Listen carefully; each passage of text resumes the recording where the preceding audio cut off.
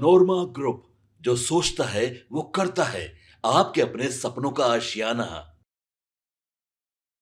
2024 के लोकसभा चुनाव से पहले इस बात को लेकर के सबको संशय था और खूब चर्चा चल रही थी कि चिराग पासवान क्या करेंगे, चिराग पासवान कहां से चुनाव लड़ेंगे। और चिराग पासवान की शर्तों में सबसे पहले भारत लाइव ने आपको बताया था, संपादक नमन मिश्रा जी ने तो खुल करके ये बात बता दी थी कि चिराग पासवान और किसी बात पे समझौता कर सकते हैं, सीटें कम ले सकते हैं, लेकिन हाजीपुर से वो अपने पिता की विरासत को छोड़ नहीं सकते हैं।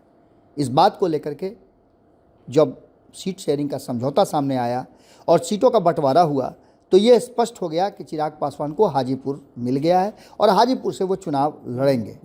रहा सवाल जमुई का, तो जमुई को भी उन्होंने नहीं छोड़ा है, लेकिन हाजीपुर से के वासियों से और हाजीपुर के लोगों से जो वादा रामविलास पासवान ने किया था 5 साल तक, पशुपति कुमार पारस ने क्या किया, इस बात को लेकर के लगातार चर्चाएं हो रही थीं और इन चर्चाओं में कहीं ना कहीं चिराग पासवान अपने आप को दोषी मान रहे थे।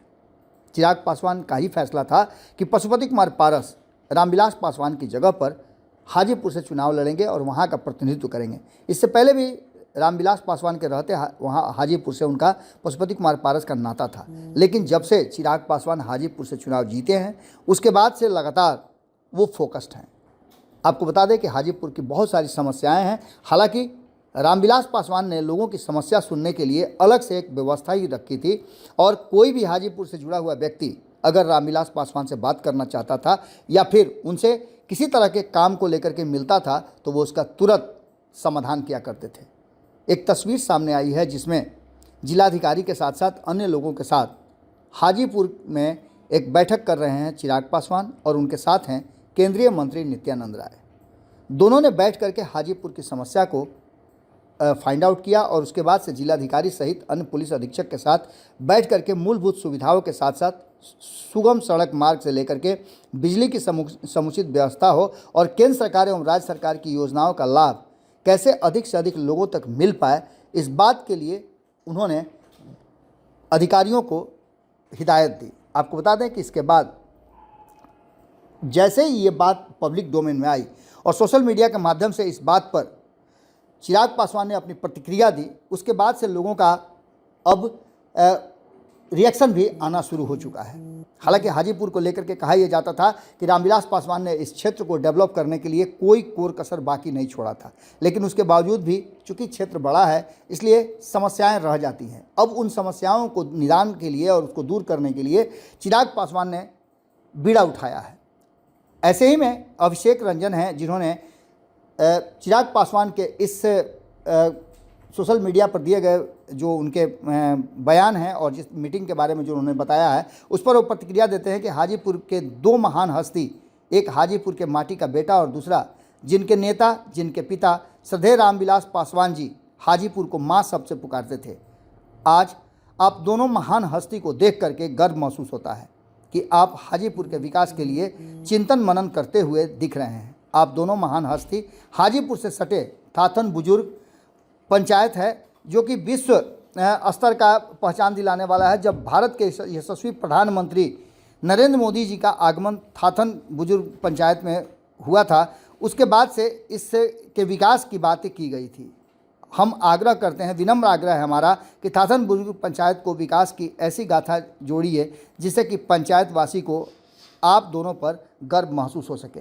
बात इतनी ही नहीं है, विनोद राय हैं जिन्होंने लिखा है कि आज हम सभी को उस वक्त ज़्यादा गर्व हुआ कि आप हमारे राजनीतिक गुरु श्रद्धेय रामविलास पासवान जी जिस कुर्सी पर बैठ करके जिला की विकास यात्रा शुरू कर हाजीपुर को विकास की अमिट छाप छोड़ी है। आपको सहृदय बहुत बहुत बधाई और धन्यवाद। बिहारी फर्स्ट मिशन की शुभकामनाएं भी आपको हम देते हैं और इसके साथ साथ हाजीपुर के विकास में जो आप आयाम ला रहे हैं, जो शुरुआत कर रहे हैं, उसके लिए भी हम आपके साथ खड़े हैं। इसके साथ साथ और छोटू कुमार के लिखते हैं कि चिराग पासवान जी हाजीपुर के विकास और जनता की भलाई के लिए आप जो कदम उठा रहे हैं वो सराहनीय है। आपके नेतृत्व में हमारे क्षेत्र को निश्चित रूप से बेहतर सुविधाएं मिलेगी। हम सब आपके साथ हैं और उम्मीद करते हैं कि आपके दिशा निर्देश से हाजीपुर और तेज़ी से तरक्की करेगा। साथ ही मैं यह कहना चाहता हूं कि ज़मीनी हकीकत क्या है ये मैं बहुत अच्छे से जानता हूं। यहाँ कई समस्याएं अभी भी मौजूद हैं जिन्हें नज़रअंदाज नहीं किया जा सकता है। उम्मीद है कि आपकी पहल से इन समस्याओं का समाधान जल्द होगा। इसके साथ साथ एक और सज्जन हैं जो लिखते हैं कि चिराग पासवान जी, आप इस क्षेत्र में एक कार्यालय जरूर अस्थायी रूप से रखें, जिससे कि लोग सीधे जाकर के वहाँ अपनी समस्या रख पाएँ। अब इन सारे सुझाव और सारी बातों के साथ साथ देखना होगा कि चिराग पासवान ने जो प्रण लिया है और आज से एक पहल शुरू किया है वो कितना जल्दी कारगर साबित होता है।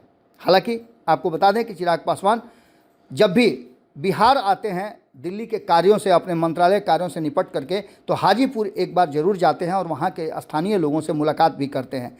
जानकारी जो हमें प्राप्त होती है उस जानकारी के हिसाब से भी वो लगातार फीडबैक लेते रहते हैं और हाजीपुर से जुड़ी हुई किसी भी समस्या के निदान के लिए वो अपने कार्यकर्ताओं और पदाधिकारियों को भी लगातार बताते रहते हैं और उसके लिए सचेत सजग रहने की बात करते हैं। अब देखना होगा कि क्षेत्रवासियों का इतना सपोर्ट और सहयोग मिलने के बाद किस तेज़ी से विकास का कार्य होता है और जिस तरह से मीटिंग्स लगातार हो रही हैं। और खास करके अगर बता दिया जाए तो मुख्यमंत्री नीतीश कुमार भी प्रगति यात्रा के दौरान इस क्षेत्र में गए थे और उन्होंने भी कई योजनाओं का श्री गणेश और शुभारंभ किया है। इन सारी बातों को लेकर के हाजीपुर के विकास में चिराग पासवान को लेकर के लोगों की काफ़ी उम्मीदें हैं। लोगों का ये भी कहना है कि ये ज़रूरी नहीं है कि सारे जो काम हैं जिसकी बातें की जा रही हैं वो हुई हो। हालांकि बहुत सारे काम हैं जिसे अभी करना बाकी है और उसकी धीरे धीरे करके एक एक करके चिराग पासवान ने ये भी कहा है कि लोगों से बातचीत करके हम आइडेंटिफाई भी करेंगे कि लोगों को और क्या समस्याएं हैं और किस तरह की परेशानियां हो रही हैं। उन सब चीज़ों को भी बारी बारी से ठीक करने की कोशिश की जाएगी। अधिकारियों से मीटिंग के बाद एक आशा भरी निगाह से चिराग पासवान ने क्षेत्रवासियों को बताया है कि जो भी समस्याएं हैं उन समस्याओं को हम अपने स्तर से निदान तो करेंगे ही, लोगों को भी उन्होंने कहा है कि आप अपनी समस्याएं हमारे प्रतिनिधि को या हमें ज़रूर बताएं, जिससे कि हम अवगत होकर के उस कार्य को जल्दी करा सकें। अब देखना होगा कि इन सारी बातों के साथ इस बैठक के बाद जब दो नेता केंद्रीय मंत्री बैठ करके इस सारे विषयों पर बातचीत करते हों और विकास की गाथा लिखते हों तो उसका क्या परिणाम होता है, हमारी नज़र बनी हुई है। जैसे ही इस पर कुछ विशेष अपडेट आता है हम फिर आपसे जुड़ते हैं। बहुत बहुत धन्यवाद। आपके सपनों को हमने सजाया है, ई होम्स पैनोरामा को हमने बनाया है। ई होम्स मेरा एक सपना था जिस पे मैं पिछले 4 साल से काम कर रहा था। हमने जो बनाया है वो सबने है माना। ई होम्स पैनोरामा में हो आपका भी आशियाना। और फाइनली हमने 2021 में इस प्रोजेक्ट को लॉन्च किया। बहुत लोग अप्रिशिएट कर रहे हैं कि पूर्णिया जैसे शहर में, बिहार के, एक तो बिहार की बात करें उसमें भी पूर्णिया जैसे छोटे जगह में इस तरह का लाइफस्टाइल देना, ये सुन के हम लोगों को बहुत अच्छा लगता है। ई होम्स में हमने कुछ और भी किया है, जैसे हम जिस जगह में रह रहे हैं हमारे फैमिली सिक्योर हो, उनको सिक्योरिटी का ध्यान में रखा है। आपकी सुविधा और सुरक्षा आपके लिए खास है, ये आपका विश्वास है। इसमें आर्टिफिशियल इंटेलिजेंस का 7 लेयर सिक्योरिटी का हमने इस्तेमाल किया है। लस ग्रीन कैंपस को बनाया है। यदि हमारा बाउंड्री वाल है तो वो वर्टिकल गार्डन है। ये जितनी भी फैसिलिटी होता है एक इंटरनेशनल टाउनशिप में ई होम्स है, ये हम लोग विश्वास नहीं कर पा रहे हैं। जो भी हमारे मित्र दोस्त या जो भी हमारे बाहर के बाहर आते हैं तो हम लोगों को बहुत अच्छा सुनने को मिलता है और बहुत अच्छा क्रेडिट मिल रहा है। वो सारा हमने सिर्फ एक बिल्डिंग नहीं बनाया, हमें एक बहुत अच्छा लाइफस्टाइल दिया ई होम्स में, और मेरा एक सपना था जिसको मैं आज फुलफिल होते हुए देख पा रहा हूँ। ये आपका आवास है। ई होम्स पैनोरामा में अब आपका निवास है। E homes Panorama, luxurious lifestyle redefined.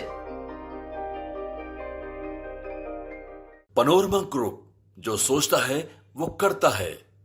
अगर ये वीडियो पसंद आई और वह बिहार के राजनीति और बिहारियत से सरोकार रखेनी तो सब्सक्राइब बटन दबा के चैनल के सब्सक्राइब कर ली। ओजे एगो घंटी बा, ओकरा बटन दबा देला से कुल सटीक और मारक खबर रुआ मुफ्त में मिल जाई। अगर रुआ पत्रकारिता के हमनी के नया प्रयोग में सहयोग कर चाहतानी तो ज्वाइन बटन दबा दी। पेटीएम नंबर नोट कर ली 9386816700।